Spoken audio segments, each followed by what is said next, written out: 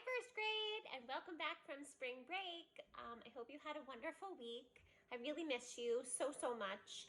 And I am happy to say that we did the vote, and Junie B. Jones, first grader, Shipwrecked, won. So we are going to start reading that today with permission from Scholastic.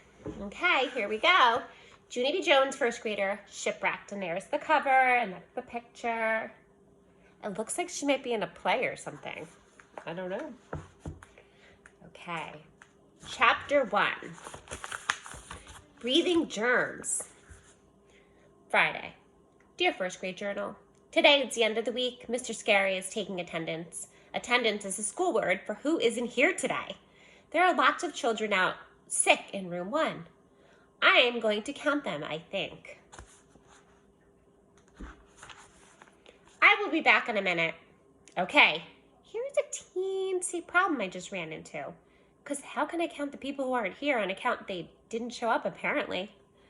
Because taking attendance is harder than it looks. From Junie B., first grader. I put down my pencil to think about this situation.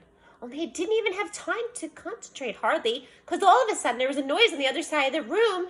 I turned my head to look, and Splat, a boy named Roger, threw up on the floor. It was the disgustingest thing I ever saw. Also, the air did not smell so delightful. Pew. It was the disgustingest thing I ever saw. I quick held my nose and closed my eyes. Only too bad for me because my dumb bunny eyes have a brain of their own. And they kept sneaking peeks of the Splat. It was Cheerios, I believe. Finally, I put my head on my desk and I covered up with my arms. Only just then more trouble happened. It's called A Boy Named Sheldon Couldn't Stand the Splat. And so he jumped up from his chair and ran straight out of room 1.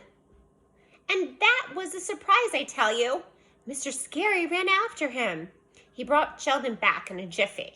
Then he quick called the school nurse, Miss Weller, on the phone, and he told her that we needed help right now.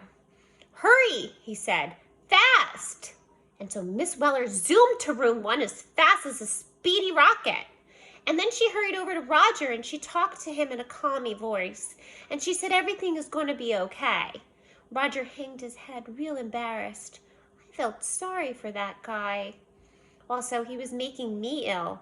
Finally, Miss Weller helped him get up from his chair and she held his hand and she took him to her office.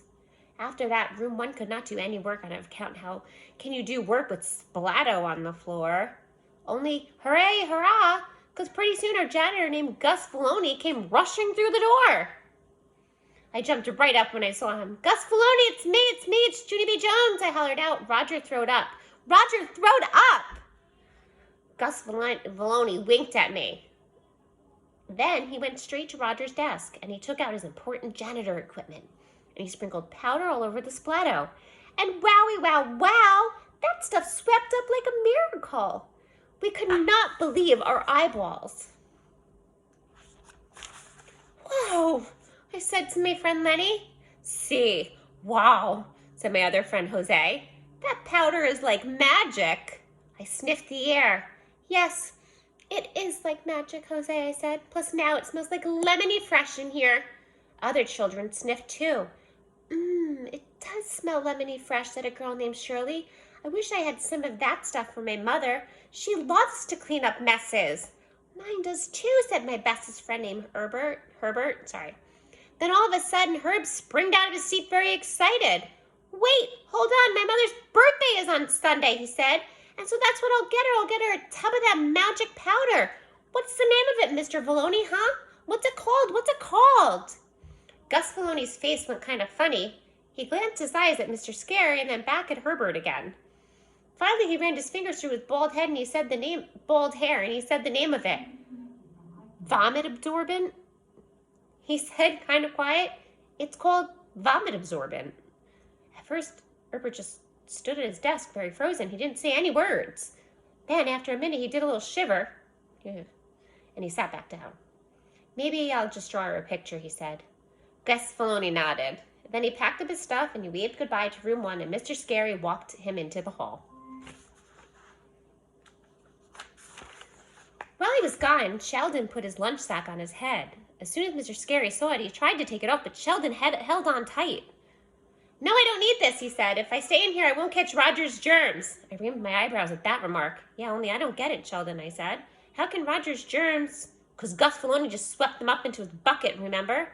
Sheldon talked me through his bag. "Roger's germs aren't just in the bucket, Junie B," he said. "Whenever somebody throws up, the germs shoot out into the air all over the place. And if somebody else breathes in the same air, those germs can get sucked right into their nose nostrils." I did a little cringe at that information. And then I looked all around in the air. And very slow, I lifted my head and I closed my nostrils. Room 1 watched me. Oh, there's the picture.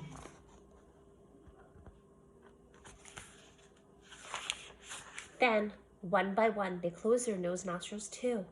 And all of us held our noses tight with our fingers. And we didn't breathe for the whole rest of the morning. Okay, that's the end of chapter 1. And tomorrow we'll read chapter 2, and it's called Letting Go. Bye, 1HG. I miss you.